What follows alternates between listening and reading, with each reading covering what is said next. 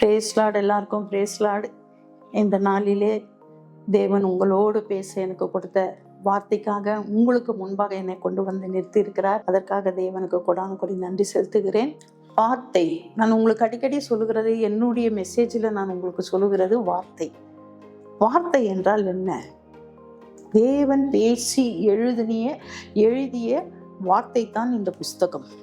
சரிங்களா? இதில் 66 புஸ்தகங்கள் இருக்கிறது. ஒரு மனிதனை திருத்துவதற்கு 66 புஸ்தகங்கள் தேவைப்பட்டது தேவனுக்கு. சரிங்களா? அப்படிப்பட்ட வார்த்தைகளை தான் இந்த நாளிலே நாம் பார்த்து கொண்டு இருக்கிறோம். தேவ பிள்ளைகளை, இன்று தேவன் உங்களோடு பேச இருக்கிற வார்த்தை என்ன என்பதை நம்ம பார்க்கலாம். ஒரு சின்ன ஜெபம் பண்ணிட்டு நம்ம அதற்குள்ள கடந்து போவோம். கண்களை மூடுவோம். நன்றி ஆண்டவரே, இந்த நாளுக்காக, இந்த வேலைக்காக. ஆண்டவரே, இதோ அப்பா, நீர் அநேக பிள்ளைகளுக்காக என்னோடு பேசின வார்த்தைகளை பகிர்ந்து கொள்ள நான் வந்திருக்கிறேன். ஆண்டவரே அப்பா, நான் அல்ல, நீர் பேச போகிறீர். ஆண்டவரே, இந்த வார்த்தையை கேட்டு அப்போ உன் பிள்ளைகள் மனம் திரும்பி அவர்கள் ஆசீர்வாதத்திற்கு பிரோஜனமான தக்கதாக அவர்கள் மனம் திரும்ப என் கர்த்தத்தாமே நீர் உதவி செய்வீராக. இயேசுவின் நாமத்தை நான் கேட்டுக்கொள்கிறேன். இந்த நாளிலே நான் உங்களோடு பகிர்ந்து கொள்வது என்ன என்று பார்த்தோமானால், நல்ல கனி கெட்ட கனி.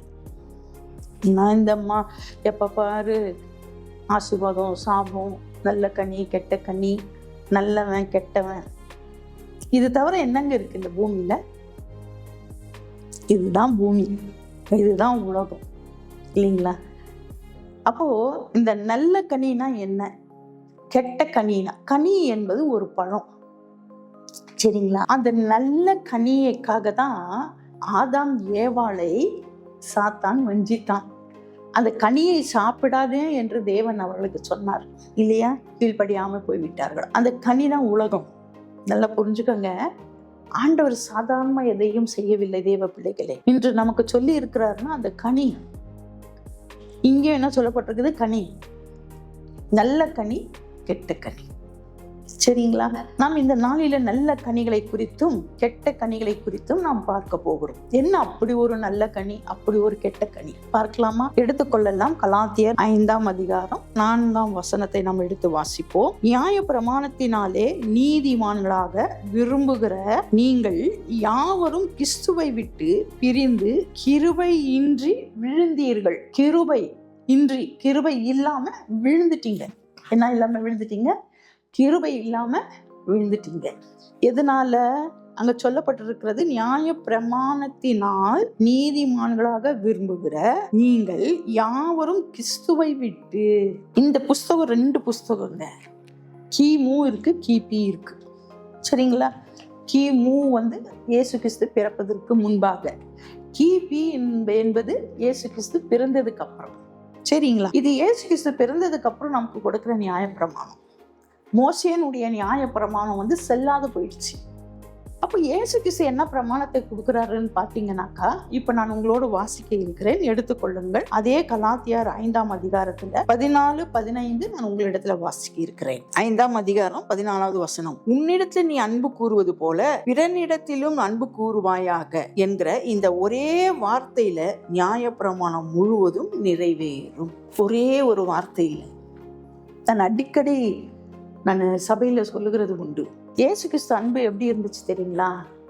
நம்ம எல்லாருமே ஒரே அன்பு தான். அவர் ஜாதி பார்க்கவில்லை. ஜாதி என்பதே ஒன்று இல்லை. ஆனாலும் இந்த பூமியில ஜாதி என்கிற ஒரு கான்செப்டை கொண்டாந்துட்டாங்க. ஓகே, அழகு, கருப்பு, வெள்ளை, பணம் இல்லாம அதெல்லாம் ஒண்ணுமே இல்லை. அவர் பார்த்தது ஒன்னே ஒண்ணு, மனசை பார்த்தார். ஹல்லேலூயா. அந்த மனசை பார்த்து சொல்றாரு, வசனம் சொல்கிறது, உன்னிடத்துல நீ அன்பு கூறுவது போல. அது எப்படி? உன்னிடத்துல நீ அன்பு கூறுவது போல. யோசிங்க, உங்களிடத்துல நீங்க அன்பு கூறுவது போல எப்படின்னு யோசிக்கிறீங்களா? இப்போ நான் உங்களுக்கு உதாரணம் சொல்லுகிறேன். இப்போ என்ன நான் நேசிக்கிறேன், எனக்கு ஒரு கண்ணில் ஏதோ ஒன்று வந்துடுச்சு, கையில் ஏதோ ஒன்று ஆயிடுச்சு, யாருக்கோ வந்துச்சுன்னு விட்டுருவோமா? இல்லை, உடனே போய் நம்ம டாக்டரை பார்ப்போம். இது கையத்துனா டாக்டரை பார்ப்போம், ஏதாவது வியாதினா டாக்டரை பார்ப்போம். மற்றவங்களுக்கு என்ன சொல்லுவோம்?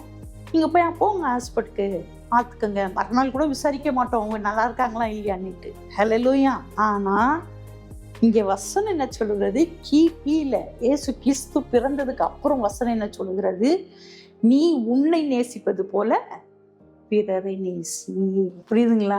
இன்னைக்கு அப்படிப்பட்ட ஒரு அன்பு, இதுக்கு ஈடான பிரமாணம் ஒண்ணுமே இல்லைங்க. இப்படி சொல்லிட்டாரா? இப்ப நம்ம என்ன டாபிக்ல பேசிட்டு இருக்கிறோம்? நல்ல கனி கெட்ட கனி, நல்ல கனி கெட்ட கனி. சரி, நல்ல கனினா என்ன அப்படின்றது நான் உங்களோட பகிர்ந்து கொண்டு இருக்கிறேன். இப்பொழுது நம்ம வாசிக்கலாம். அதே 5ஆம் அதிகாரத்துல 15வது வசனத்தை நான் வாசிக்க இருக்கிறேன், கேளுங்கள். நீங்கள் ஒருவருக்கொருவர் கடிந்து பட்சித்தீர்களானால் அழிவீர்கள். அப்படி ஒருவருக்கொருவர் அழிக்கப்படாதபடிக்கு எச்சரிக்கையாயிருங்கள். நீங்கள் ஒருவருக்கொருவர் கடிந்து பட்சித்தீர்களானால், பட்சித்து அப்படின்னாக்கா ஒரு வெறி கொண்டு, நம்ம ஒருவருக்கு ஒருவர் ஆத்திரத்தோடு வெறியோடு அந்த குடும்பத்தை இந்த குடும்பம் கெடுக்கணும், இந்த குடும்பத்தை அந்த குடும்பம் கெடுக்கணும், அவங்க நல்லா இருந்தா நம்மளுக்கு பிடிக்காது, இவங்க நல்லா இருந்தா அவங்களுக்கு பிடிக்காது, இப்படி நீங்க பட்சித்து இருப்பீர்களானால் அப்படி ஒருவருக்கு ஒருவர் அழிக்கப்படாதபடிக்கு எச்சரிக்கையாயிருங்கள். இந்த நல்ல கனி எதை சொல்லுகிறது, நமக்கு புத்தி சொல்லுகிறது என்று பார்த்தோம்னா, ஒருவருக்கு ஒருவர் என்ன பண்ணாதீங்க, பட்சிக்காதீங்க, வெட்டி மடியாதீங்க.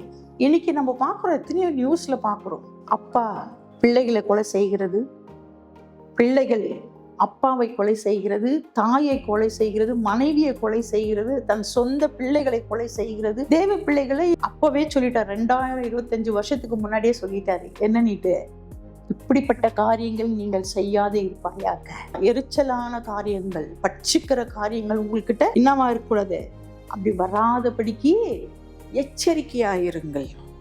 நான் மறுபடியும் சொல்றேன், நம்ம நல்ல கனியை பத்தி பேசிக்கொண்டு இருக்கோம், சரிங்களா? அந்த நல்ல கனி நம்ம கிட்ட வரணும்னா ஃபர்ஸ்ட் என்ன சொல்றாரு? நீங்க ஒருவருக்கு ஒருவர் நீ உன்னை நேசிப்பது போல பிறரை நேசி. ஒண்ணு. ரெண்டாவது என்ன சொல்லுகிறாரு? மற்றவர்கள் நம்மளை வஞ்சிக்காதபடிக்கு நீ எப்படி இரு? எச்சரிக்கையா இரு. சரி, என்னென்ன நம்மளை வஞ்சிக்கும் அப்படின்னு என்கிறதை, வஞ்சிக்கிறது அப்படின்னாக்கா நம்மளை கெடுக்கிறது. ஆதாம் ஏவாளை வஞ்சித்தான் என்று நம்ம ஆதி ஆகமத்துல படிக்கிறோம், 3ஆம் அதிகாரத்துல. யார் வஞ்சித்தது? சர்வமானது ஏவாளை வஞ்சித்தது என்று வஞ்சிக்கிறது கெடுக்கிறது, நம்ம குடும்பத்தை, நம்ம மனசை கெடுக்கிறது. ஓகேவா? அதை குறித்து தான் இந்த நாளில் நான் பேச இருக்கிறேன்.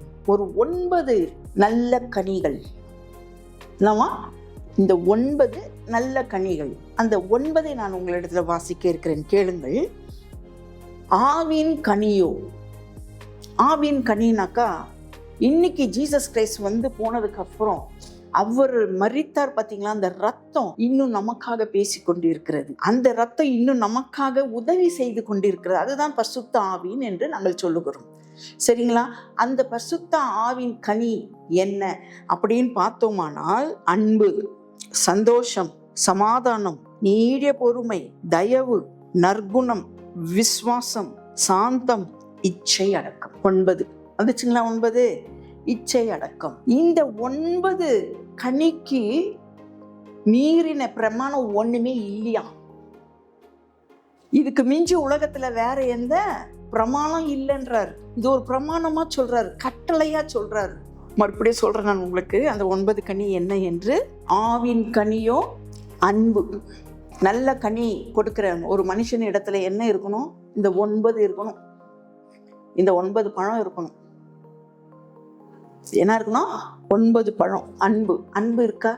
அங்க நம்ம படிச்சோம், நீ உன்னை நேசிப்பது போல பிறனை நேசி. நான் என் பிள்ளைங்களை பார்க்குற மாதிரி தான் எல்லாரையும் பார்ப்பேன். ஒருத்தருக்கு எதனா ஒரு ஆபத்துனா டக்குன்னு ஓடி போய் அங்கே நிற்பேன்.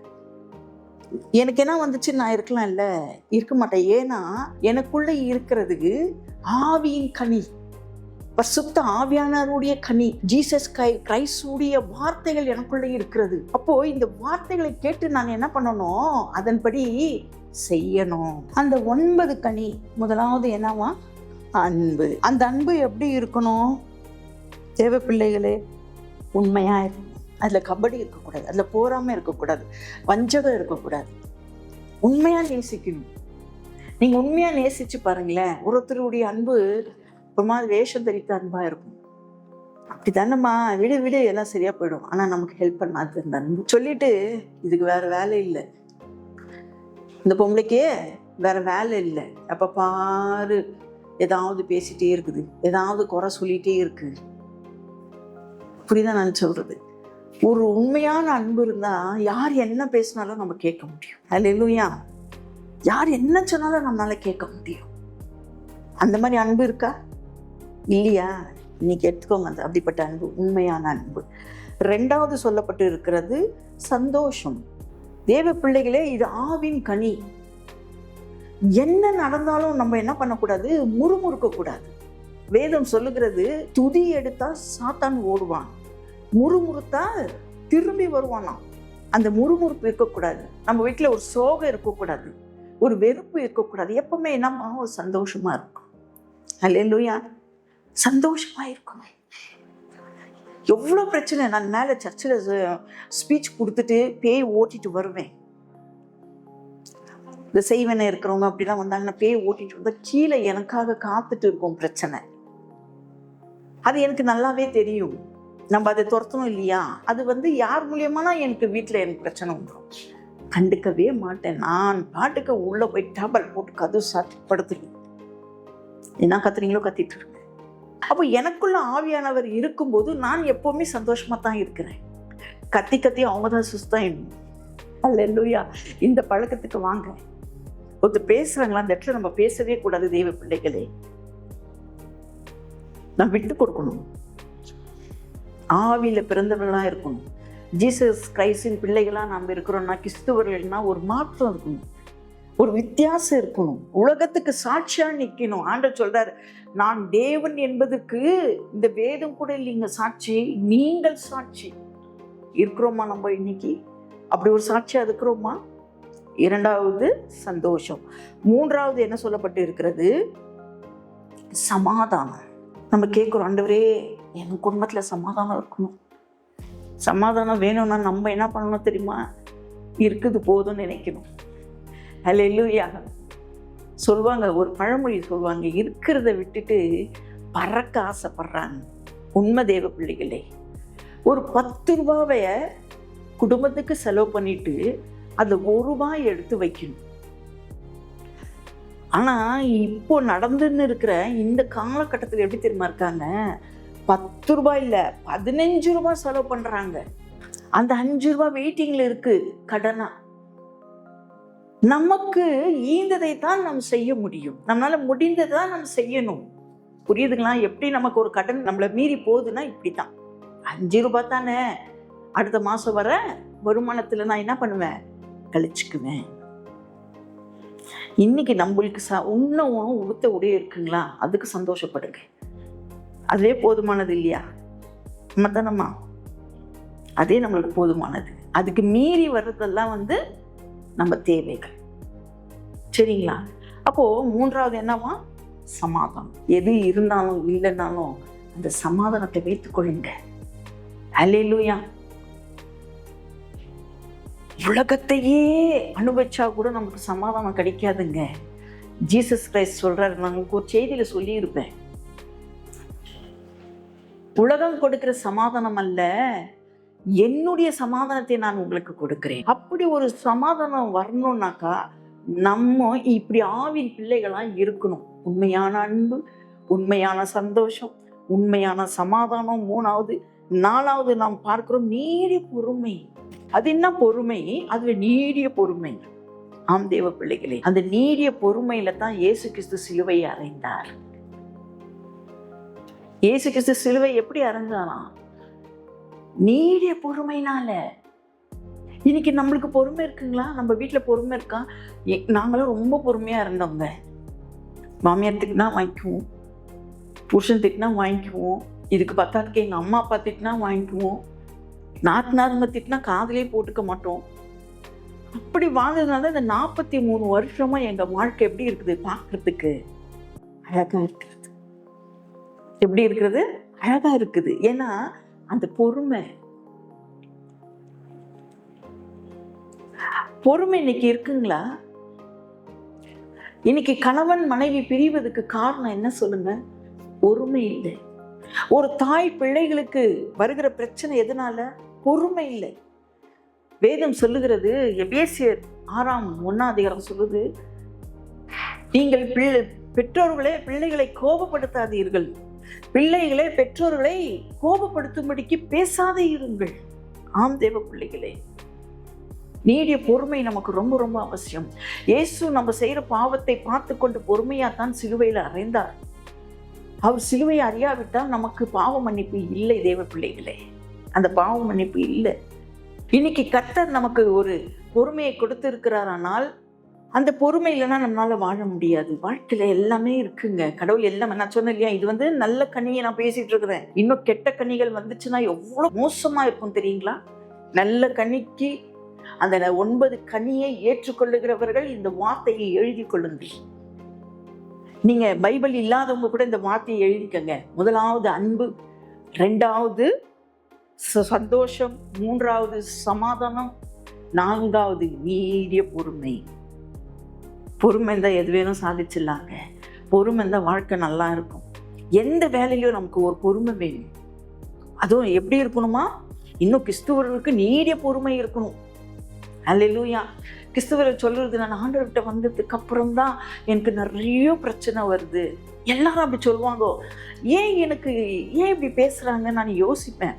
ஆனா அது கிறிஸ்துக்குள்ள வரும்போது, ஆண்டவர்னால உங்களுக்கு பிரச்சனை இல்லை, நீங்க நமக்குள்ள இருந்துச்சு பார்த்தீங்களா கெட்ட சுபாவங்கள், அது நம்மளை விட்டு போகும்போது நல்ல சுபாவங்கள் நமக்குள்ள வர வர கெட்ட சுபாவங்கள் போகுது இல்லைங்களா?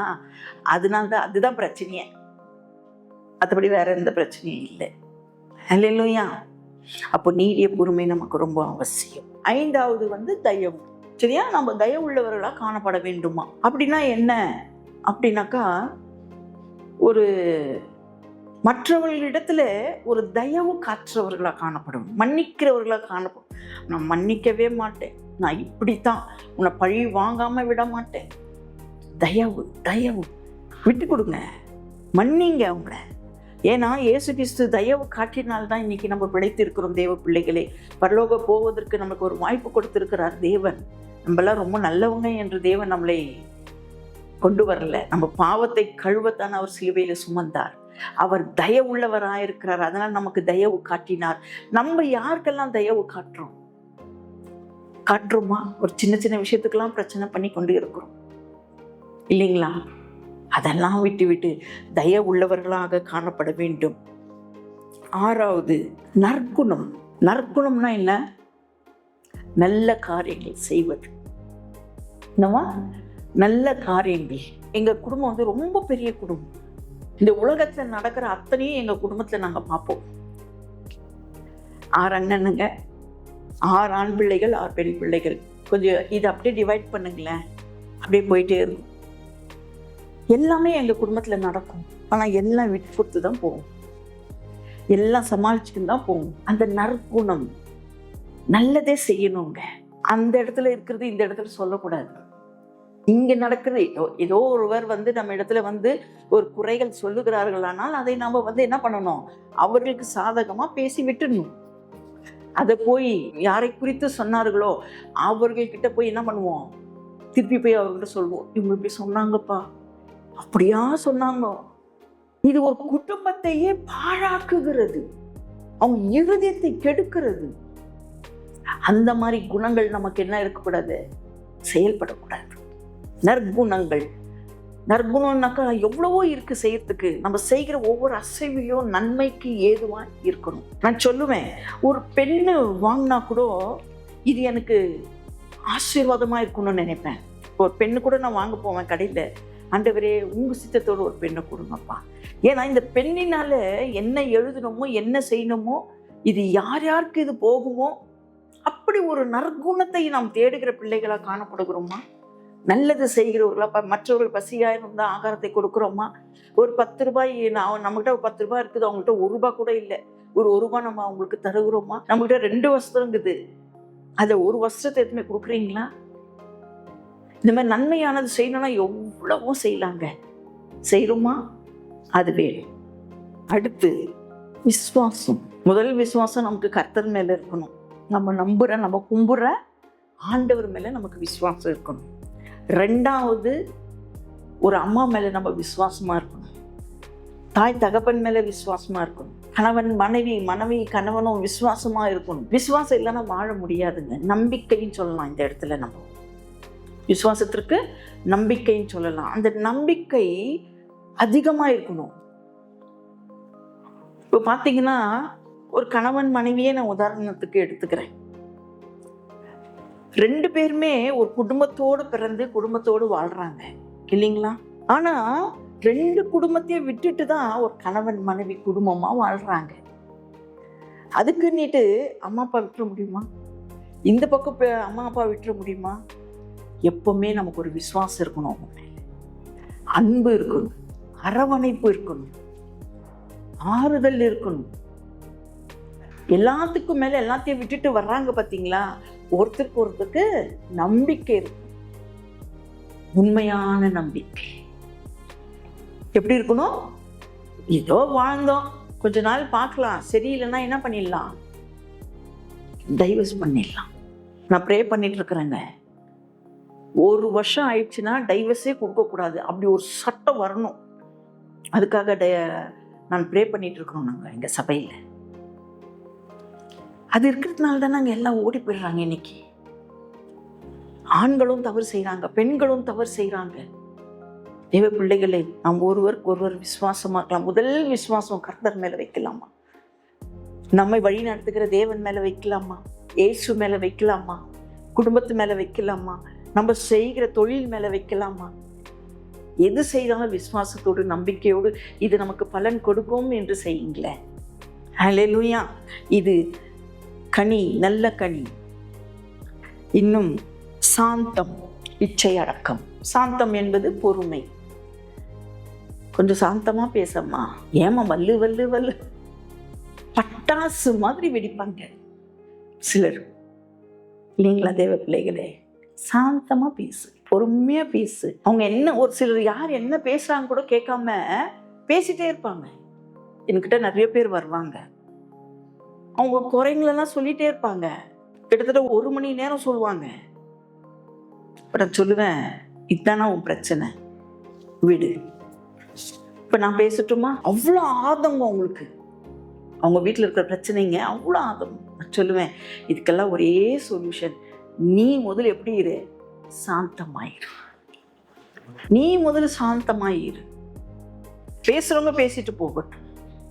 அப்போ அந்த இடத்துல நம்ம அமைதியா இருந்தோம்னா, ஒரு சில இடத்துல நம்மளை வஞ்சிக்குது. அங்க நம்ம வசனம் என்ன பார்த்தோம்? உன்னை வஞ்சிக்காத படிக்க நீ எச்சரிக்கையா இரு. நல்ல குணங்கள் நம்மள்கிட்ட இருக்குங்க. அந்த குணத்தை எடுக்க தான் அந்த கெட்ட ஆவிகள் வருகிறது. அப்போ இந்த கெட்ட ஆவிகளை நம்ம இடத்துல வராம இருக்கணும்னா இந்த 9 நல்ல ஆவிகள் நம்ம கிட்ட இருக்கணும். புரியுதா நான் சொல்றது? அப்போ இந்த சாந்த குணம் இருந்துச்சுன்னா கெட்டது ஏதோ நம்ம கிட்ட வராது. பொறாமை வராது, எரிச்சல் வராது, கோபம் வராது, இச்சை அடக்கம். இச்சை அடக்கம்னா என்னங்க? கண்ட்ரோல்.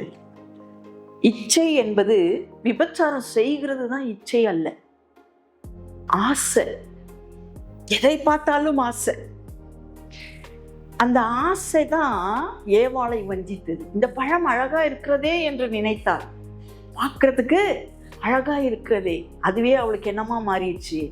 சாபமா மாறிடுச்சு. ஹல்லேலூயா. அப்போ அந்த இச்சை அடக்கம் ஒரு பெண்களாகட்டும் ஆண்களாகட்டும், பெண்களுக்கு மட்டும் இல்லைங்க, ஆண்களும் இப்படித்தான் இருக்கணும். இப்படி இருந்தா தான் குடும்பம் நல்லா இருக்கும். ஒவ்வொருடைய குடும்பத்துல ஆசீர்வாதம் வரும். இச்சை அடக்கம், பார்க்கறதெல்லாம் அனுபவிக்கணும். சாலோமன் என்ன பண்ணாரு? 1000 கொண்டாட்டியா பார்க்கிறவங்களெல்லாம் அனுபவிச்சாராம். கடைசியில அவர் எழுதுறாரு, ஒரு பிரசங்கி என்ற ஒரு நிருபத்தை எழுதுறாரு. என்னன்னு எழுதுறாரு? எல்லாம் மாயே மாயே மாயே. ஏன் அப்படி எழுதுறாரு? நான் சந்தோஷமா இருந்தேன்ப்பா, காசுக்கும் அவருக்கு குறைவில்லை, ஞானத்துக்கும் குறைவில்லை. அப்படி இருந்த ராஜா, சாலோமன் ராஜா எழுதுறாரு, எல்லாம் மாயே. ஏன்னா எதுலையுமே அவருக்கு என்ன கிடைக்கல? நிம்மதி கிடைக்கல. அப்போ நமக்கு ஒரு கண்ட்ரோல் வேணும், நமக்குள்ள ஒரு கண்ட்ரோல் வேணும். இப்படித்தான் வாழணும்னு தேவன் நமக்கு வைத்திருக்கிறார். அப்படி வாழ்ந்தா மட்டும்தான் நீங்க 9 கனியின் பிள்ளைகளா இருப்பீர்கள். ஹல்லேலூயா. சரி, இப்ப நல்ல கனியை பத்தி நம்ம பேசணுமா? இப்ப கெட்ட கனி, சரிங்களா? என்னென்ன அந்த கெட்ட கனி? நம்ம வேதத்தை வாசிப்போம். கலாத்தியர் 5ஆம் அதிகாரத்துல 24வது வசனம் நமக்கு இவ்விதமா சொல்லுகிறது, கிறிஸ்துவின் உடையவர்கள் தாங்கள் மாம்சத்தையும் அதன் ஆசை இச்சைகளையும் சிலுவையில அறைந்தார்கள். எதுலையா? சிலுவையில அறையணுமா? யாரு? கிறிஸ்துவர்கள். இயேசு கிறிஸ்துவை ஏற்றுக்கொண்டு அவர் நமக்காக ஒரு சிலுவை சுமந்தார். அந்த சிலுவை யாருக்காகனா நமக்காக, நம்முடைய பாவம் அதுல இருக்கிறதா. அப்போ நீ கிறிஸ்துவை ஏற்றுக்கொண்டு நீ பாவம் செய்வாயானால் நீ ஒவ்வொரு நாளும் கிறிஸ்துவை என்ன பண்ற? சிலுவையில அறையிற, நீ அறையிற. அது எவ்வளவு பெரிய கொடுமை பாருங்களேன். அதுக்குதான் இங்க சொல்லப்பட்டிருக்கிறது, கிறிஸ்து அந்த பாவத்தை எல்லாம் என்ன பண்ணிட்டாராம்? சிலுவையிலே அறைந்து விட்டார். அதனால நீ என்ன பண்ணாத? பாவம் செய்யாதே. 5:24 நமக்கு சொல்லுகிறது. சரிங்களா? இப்போ இந்த கெட்ட கனிகளை குறித்து நான் உங்களோடு பேசி இருக்கிறேன். எடுத்து வாசிக்கலாம். அதே 5ஆம் அதிகாரம் 17ஆம் வசனம். மாம்சம் ஆவிக்கு விரோதமாகவும் ஆவி மாம்சத்துக்கு விரோதமாகவும் இச்சிக்கிறது. நீங்கள் செய்ய வேண்டும் என்று நினைக்கிறவைகளை செய்யாதபடிக்கு இவைகள் ஒன்றுக்கொன்று விரோதமாய் இருக்கிறது. மாம்சம் என்றால் நம் சரீரம், ஆவி என்றால் ஒன்று நல்லா புரிஞ்சுக்கோங்க, நமக்குள்ளே 2 ஆவி இந்த பூமியில இருக்கிறது. நல்ல ஆவி ஒண்ணு, கெட்ட ஆவி ஒண்ணு. நல்ல ஆவி இருக்கணும் நமக்குள்ள, இல்லைன்னா கெட்ட ஆவி இருக்கணும். இது ரெண்டுத்துல என்ன ஒண்ணு இருந்தே இருக்கும், நம்ம சொல்லனாலும் அது இருக்கும். அப்போ ஆண்டவர் சொல்றாரு, இங்க பவுல் சொல்லுகிறார், கலாத்தியார் சபைக்கு எழுதுறாரு, மாம்சம் ஆவிக்கு விரோதமாகவும் ஆவி மாம்சத்துக்கு விரோதமாகவும் இச்சிக்கிறது. புரியுதா நான் சொல்றது? இந்த அசுத்த ஆவிங்களா இருக்கு பாத்தீங்களா, அந்த ஆவி நம்ம மாம்சத்தை என்ன பண்ணுதான்? இச்சிக்குதான். இது ரெண்டுத்துக்கு தான் போராட்டம். இந்த தப்பு செய்யலாமா, செய்யக்கூடாது, இது கரெக்டா தப்பா, நமக்குள்ள ஒரு போராட்டம் வருது இல்ல? தேவ பிள்ளைகளே வருது இல்ல? இது செய்தா தப்பா? இன்னைக்கு ஒரு நாள் யார் பார்க்க போறாங்க? 2 பேரும் சேர்ந்து என்ன பண்ணிடலாம்? பிக்சருக்கு போயிடலாம். தேவ பிள்ளைகளே, நாம் இப்படித்தான் வாழ வேண்டும் என்று தேவன் நமக்கு வைத்திருக்கிற அந்த சட்ட திட்டங்கள் தான் இந்த வேத புஸ்தகம் நமக்கு சொல்லி கொடுக்கிறது. இன்னைக்கு இந்த ஆவிக்கும் மாம்சத்துக்கும் இருக்கிற போராட்டம் என்னவா சொல்லுங்க? அது இங்க வேதம் சொல்லுகிறது, அதுக்கு விரோதமாய் இருக்கிற நீங்கள் செய்ய வேண்டும் என்று நினைக்கிறீர்கள், ஆனா செய்யாதபடிக்கு தடை செய்கிறது. என்கிட்ட சொல்றவங்க எல்லாம் சொல்லுவாங்க, இப்ப நம்ம 9 கனி நல்ல கனிகளை பார்த்தோம், இந்த கெட்ட கனிகள் என்ன சொல்லுகிறது? வேதம் என்ன சொல்லுகிறதுனா, நமக்கு மாம்சத்துக்கும் ஆவிக்கும் ஒரு போராட்டம் இருந்துட்டே இருக்கும். என்ன போராட்டம்? அந்த கெட்ட ஆவிகள் என்ன, அது எந்த மாதிரி ஆவிகள் என்பதை நாம் இந்த நாளிலே பார்ப்போமா? எடுத்து வாசிக்கலாம். அதே 5ஆம் அதிகாரம் 19வது வசனத்திலிருந்து நாம் வாசிக்கலாம். மாம்சத்தின் கிரியைகள் வெளியரங்கமாய் இருக்கின்றன. அவைகள் யாவன? விபச்சாரம், வேசித்தனம், அசுத்தம், காம விகாரம், விக்கிரக ஆராதனை, பில்லி சூனியம், பகைகள், விரோதங்கள், வைராக்கியங்கள், கோபங்கள், சண்டைகள், பிரிவினைகள், மார்க்க பேதங்கள், பொறாமைகள், கொலைகள், வெறிகள், களியாட்டங்கள் முதல் தானவைகளே. நம்ம இதுல 9 தான் பார்த்தோம். இப்போ நமக்கு நல்ல கனி 9 தான் சொன்னார் ஆண்டவர். கெட்ட கனி எத்தனை இருக்குது பாருங்களேன். வாசிய நம்மளுக்கே ஒரு அருவருப்பா இருக்கு இல்ல? வாசிக்க நம்மளுக்கே ஒரு அருவருப்பா இருக்குது. மாம்சத்தின் கிரியைகள் வெளியரங்கமா இருக்கிறது. இந்த மாம்சத்தின் கிரிகள் எப்படி இருக்கிறதா? வெளியரங்கமா இருக்கிறது. உண்மை தானே? இப்ப நான் உங்கள்கிட்ட பேசியிருக்கிறது என் மாம்சம் பேசியிருந்தது, என் மாம்சம் பேசுகிறது, இது வெளியரங்கமா தானே இருக்கிறது. சரிங்களா? அப்படி இந்த கெட்ட காரியங்கள் எப்படி என்றால், அவைகள் என்னன்னா விபச்சாரம், வேசித்தனம், அசுத்தம், காம விகாரம், பகைகள், விரோதங்கள், வைராகியங்கள், கோபங்கள், சண்டைகள், பிரிவினைகள், மார்க்க பேதங்கள், பொறாமைகள், கொலைகள், வெறிகள், களியாட்டங்கள் முதலானவைகள். பக்கச்சுக்கு வாங்க.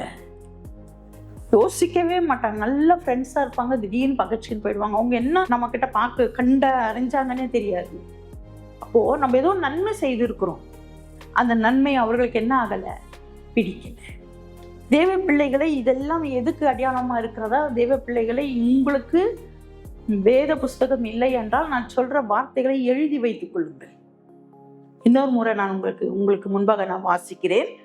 கெட்ட கனிகள் எதுவா இருக்கிறதா? விபச்சாரம், வேசித்தனம், அசுத்தம். அசுத்தமா பேசக்கூடாது, கெட்ட வார்த்தைகள் பேசக்கூடாது, அசுத்தமான இடத்துல நம்ம போகவே கூடாது. அல்லேலூயா. தாவீது சொல்லுவான், ஆண்டவரே என் கால்கள் உமக்கு சித்தமில்லாத இடத்துக்கு போகக்கூடாது. கால் அசுத்தமான இடத்துக்கெல்லாம் போகக்கூடாது. அப்புறம் என்ன சொல்றாரு? காம விகாரம். அடுத்து விக்கிரக ஆராதனை, பில்லி சூனியம், பகைகள், விரோதங்கள், வைராக்கியங்கள். வைராக்கியமா இருப்பாங்க, பேசவே மாட்டேன், நான் செத்தா கூட அவன் வரக்கூடாது, நீ செத்த பிறகு அவன் வரானா வரலையான்னு உங்களுக்கு என்னடா தெரியும். அல்லேலூயா. அப்படி ஒரு வைராக்கியம். எதற்காக அந்த வைராக்கியம்? நமக்கு தேவையே இல்லையே. வைராக்கியம், கோபங்கள், சண்டைகள், பிரிவினைகள், மார்க்க பேதகங்கள், போராமை, கொலைகள், வெறிகள், களியாட்டங்கள் முதலானவைகள். களியாட்டம்ன்றது இந்த டான்ஸ், புரியுதுங்களா? நான் ஒரு ஹோட்டலுக்கு போயிருந்தேன், ஃபேமிலி ஹோட்டல் தான். அது பக்கத்துலேயே ஒரு கிளப் இருக்கிற மாதிரி இருக்கு. ஒரு பொண்ணு வந்துச்சு, இவ்வளோண்டு மேலே கீழே இவ்வளோண்டு, சின்ன பொண்ணு தான். வந்துட்டு பாத்ரூமுக்கு போயிடுச்சு. நாங்கள் சாப்பிட்டுனே இதை பார்த்துட்டு இருக்கிறேன். திருப்பி வந்துச்சு, ஃபுல்லாக ட்ரெஸ்ஸு மூடிக்கிச்சு, மூடிக்கினே இறங்கி போயிடுச்சு. களியாட்டங்கள், கிளப்பில் போய் டான்ஸ் ஆடிட்டு போகுது. அப்புறம் வெளியே வந்து ஃபுல்லாக மூடிடுச்சு, ஜீன்ஸ் பேண்ட்டு, ஜீன்ஸ் ஷர்ட்டெல்லாம் போட்டு போயிடுச்சு. தெய்வ பிள்ளைகளே, அந்த தாய் தகப்பனெல்லாம் என்ன கஷ்டப்பட்டு ஒரு பிள்ளைகளை வளர்க்குறாங்க, ஒரு குடும்பத்தை கட்டுகிறார்கள். பிள்ளைகள் செய்கிற கிரமங்கள் அநேகமாக இருக்கிறது. இப்படிப்பட்ட கனி, இதெல்லாம் எதுக்கு? கெட்ட கனிகள். என்ன கனிகளா? கெட்ட கனிகள். தேவ பிள்ளைகளே, இதில் ஏதாவது ஒன்று நம்ம இடத்துல இருக்குமானால் நம் சரீரம் முழுவதுமே கெட்டு போயிடும். நம்ம சரீரம் முழுவதுமே, நம்ம மாம்சம் ஃபுல்லாக கெட்டு போயிடும். இந்த மாம்சம், அதுதான் சொன்னது, ஆவிக்கும் மாம்சத்துக்கும் போராட்டம். நமக்கு அந்த போராட்டம் இருந்துனே இருக்கும். இது போலாமா, இது செய்யலாம், வேண்டாம். அந்த ஒரு நிமிஷம் நம்ம செய்கிற பாவங்கள் தான் தேவ பிள்ளைகளை நம்ம குடும்பமே கெட்டு சின்ன பின்னமாய். ஆகையால் நல்ல கனியை குறித்து நான் உங்களிடத்துல இந்த நாளில் பேசினேன். அந்த நல்ல கனிக்கு முயற்சி பண்ணுங்க. கெட்ட கனிகளை நினைக்கவே நினைக்காதீங்க. முடிஞ்ச அளவுக்கு நல்ல கனிகளை பெற்றுக்கொண்டு தேவனுக்கு பிரியமான பிள்ளைகளாக வாழுங்க. உங்க வாழ்க்கையில ஆசீர்வாதம் வரும். ஹல்லேலூயா. உண்மை அதுதானங்க. என்ன அழகா இருக்குது. இது கடவுளுடைய கட்டளையா. ஒவ்வொரு வசனம் நமக்கு கட்டளையா கொடுக்குற. இது ஒரு பெரிய விஷயமே இல்லை. எனக்கு ஒரு வீடு கட்டுப்பா, எனக்கு ஒரு 10 ஆடு கொண்டாந்து நீ பலி கொடுப்பா, எனக்கு ஒரு 10 மாடு நீ கடன்னா வாங்கு, 10 மாடு எனக்கு கொண்டாந்து என்ன பண்ண, சர்ச்சில் கொடு. ஆண்டவர் அப்படியே சொன்னாரு. நம் சரீரத்துல இருக்கிற சுபாவங்களை நீ மாத்தி கொண்டு வா, உனக்கு பரலோகம் நிச்சயம். ஹல்லேலூயா. ஆகையால தேவ பிள்ளைகளே, இந்த 9 கனியை குறித்து நீங்கள் நல்லா யோசிங்க. உட்கார்ந்து எழுதிக்கங்க, எல்லாம் எழுதிக்கங்க. உட்கார்ந்து யோசிங்க. உங்களுக்கு டவுட் இருந்தா எங்களுக்கு நீங்க கால் பண்ணி கூட கேட்கலாம், நாங்க பதில் கொடுப்போம். சரிங்களா? நல்ல பிள்ளைகளாக இருங்க. சாபத்துக்குள்ள நம்ம செய்யற பாவங்கள் பிள்ளைகளை தொடும். தேவ பிள்ளைகளே, நம்ம சொத்து வைத்திருக்கிறோமோ இல்லையோ, நல்ல ஆசீர்வாதத்தை பிள்ளைகளுக்கு கொடுக்க வேண்டும். நான் அப்படித்தான் சொல்லுவேன் என் பிள்ளைங்களுக்கு. நீங்கள் நல்லா இருப்பீங்க, ஏன்னா நானாகட்டும் உங்கள் தகப்பனாகட்டும் எந்த பாவமும் நம்ம செய்யலம்மா, நிச்சயமாக நீங்கள் நல்லா இருப்பீங்க. அப்படிதான் நான் என் பிள்ளைகளுக்கு சொல்லுவேன். ஆந்தையோ பிள்ளைங்க, அந்த சாட்சியாக நம்ம வாழ வேண்டும். கர்த்தர் உங்களையும் என்னையும் ஆசீர்வதிக்க வல்லவராக இருக்கிறார். ஹல்லேலூயா. நம் கண்களை மூடி ஜெபிப்போம்மா.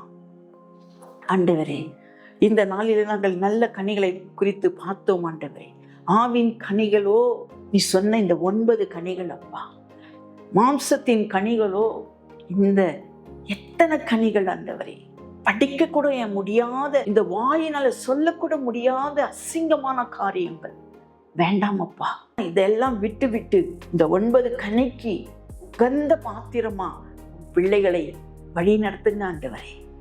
நீங்க தான் விடுதலை கொடுக்கணும். இப்படிப்பட்ட காரியத்துல அடிமையா இருக்கிற ஒவ்வொரு மனிதர்களை நீ விடுதலை கொடுத்து நல்ல கனிக்குள்ளே கொண்டு வர வேண்டுமா? இயேசுவின் நாமத்தில் நாங்கள் ஜெபிக்கிறோம். ஜீவன் உள்ள நல்ல பிதாவே, ஆமென். Brace Lord. தேவ பிள்ளைகளே, இந்த செய்தியை நீங்கள் கேட்டிருப்பீங்க. உங்களுக்கு ரொம்ப பிரயோஜனமாக இருக்கும் என்று நான் விசுவாசிக்கிறேன். உங்களுக்கு இதில் ஏதாவது உங்களுக்கு இந்த கனிகளை குறித்து கேட்க வேண்டும் என்று நீங்கள் நினைத்தால் எங்களுடைய நம்பருக்கு நீங்கள் கால் பண்ணுங்கள், ஃபாலோ பண்ணுங்கள். முடிஞ்ச அளவு இது எல்லாருக்கும் ஷேர் பண்ணுங்கள். ஓகேவா? Praise Lord.